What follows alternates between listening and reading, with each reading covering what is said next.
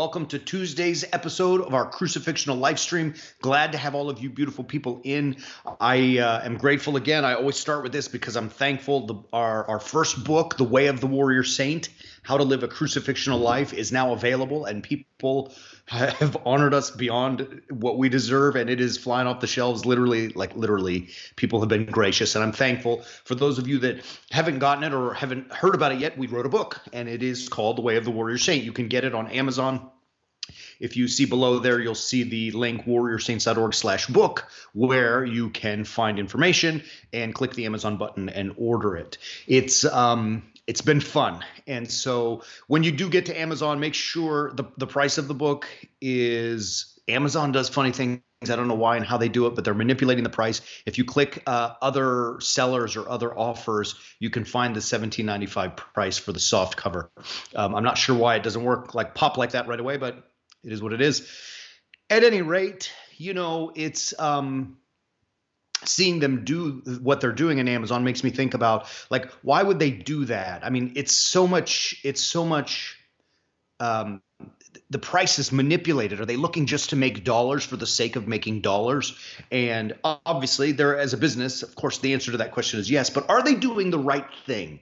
I gave them a book that was priced by my publisher at a specific price, and they have taken it and inflated it for their sake, or maybe, in order to make, like we say, a few extra dollars. And is that temptation to get more, to find riches and to find glory at the expense and the cost of doing the right thing, really something that is good and valuable? I mean, it seems like, well, of course, Father Chris, yes, the answer is that it's wrong to do that. And you should always do the right thing. Yes, but do we? Do we always do the right thing? I know that when I look into my own life, when specific temptations come and all the temptation tingles start, it's really not as easy as we think. But if we want to live a good life, if we want to find joy and peace and happiness and health in our lives, it's incumbent upon us to do the right thing, even when we don't feel like doing the right thing, and even when we face those difficult temptations. This morning, in the Orthodox Church's liturgical calendar, we read this beautiful section from chapter 3 of 1 Peter. I'm going to read a few verses for you about this very thing of doing the right thing, even when it causes you suffering. And he begins, now this is 1 Peter, and it is chapter 3, sorry. Beloved, he that would love life and see good days, if you want to have a good life and see good days, let him keep his tongue from evil and his lips from speaking guile. Don't talk smack about nobody, right? Don't curse, don't cuss, but don't slander, don't attack, don't assault. Use your tongue not for wickedness. Listen to this line. Let him turn away from evil and do right. He starts this whole section. You want to live good, you have to look away from evil, right? You can't do things that will increase you at the expense of doing the right thing, right? You see it. I'm going to read a little bit more and you'll start to see it unfold. For the eyes of the Lord are upon the righteous, and his ears are open to their prayer. But the face of the Lord is against those who do evil. So ultimately what he's saying to us is I don't want to be too voodoo-y about it, but God is watching and God knows. And even though you may think you got away with it, God is always aware, and he keeps his eyes focused on the righteous and is pleased with the righteous, those who do the right thing in all cases. But even if you suffer for righteousness' sake, you will be blessed. Listen, you think he starts the whole thing with, if we want to live a good life, right? Well, how can we live a good life if we're suffering? But listen to his words again. Even if you do suffer for righteousness' sake, you will be blessed. So somehow Peter's telling us that in this suffering, there is a blessing, and you're going to see it unfold again. Stay with me. You'll see it in just a few moments. So right?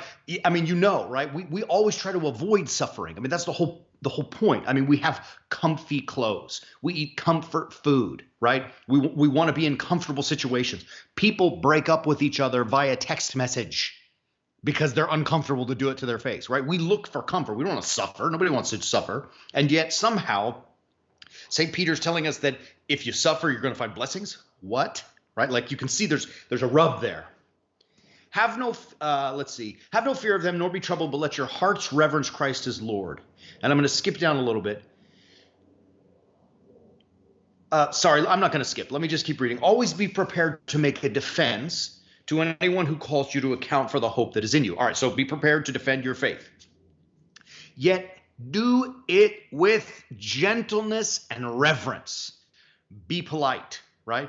I mean, that kind of sounds like the very antithesis of our Facebook and YouTube world today, right? Like, I mean, or Twitter world, where it's like we're ready to pounce and there's no gentleness or reverence. There's just, ooh, you said something, I'm going to get you, right? Like, it's completely contrary to what we see happening out there. Peter's calling us to gentility, to be polite, to be respectful. You don't have to agree. He doesn't say that, but respond and defend your faith with respect and gentleness, so that when you are abused, those who revile your good behavior in Christ may be put to shame, right? Like, look, you can say what you want, but how powerful is it when someone is a nasty snark and you respond with grace and dignity, right? People recognize it. Even in our insane world that we're living in today, where right is not right and wrong is right, you know, everything's backwards, people still see that gentility and that grace with which you respond, and they admire it.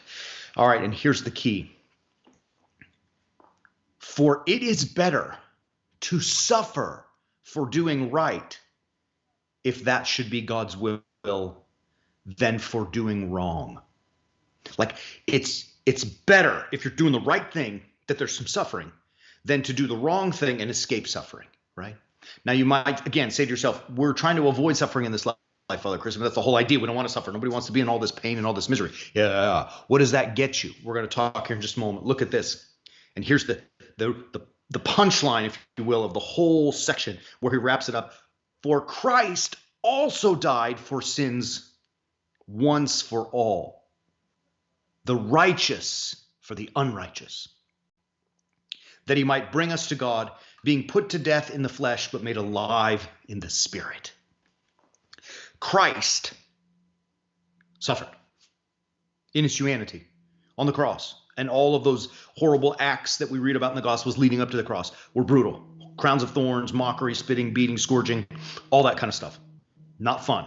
Great suffering. And then ultimately the suffering of physical pain and death on the cross, right? That is suffering. And yet he who is righteous, doing and accepting all the suffering for those of us who are unrighteous, by doing so, he does what?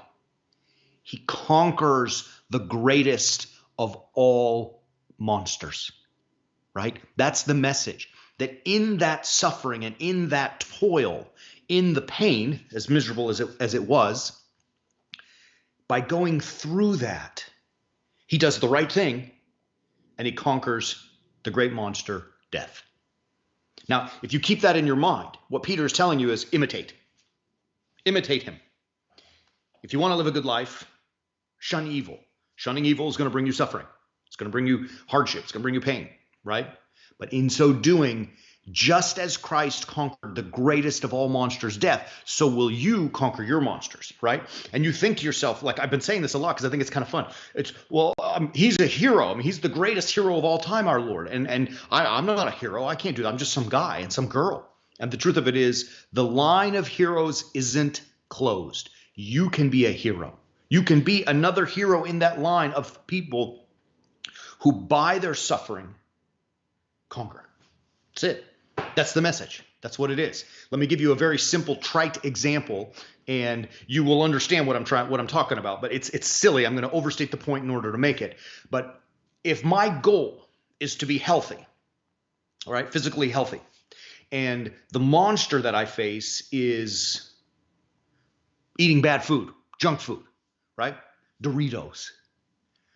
When the temptation comes that I see in my kitchen a bag of Doritos that are open and my wife and my girls picking, chips and eating Doritos, my temptation is to join them in eating the Doritos.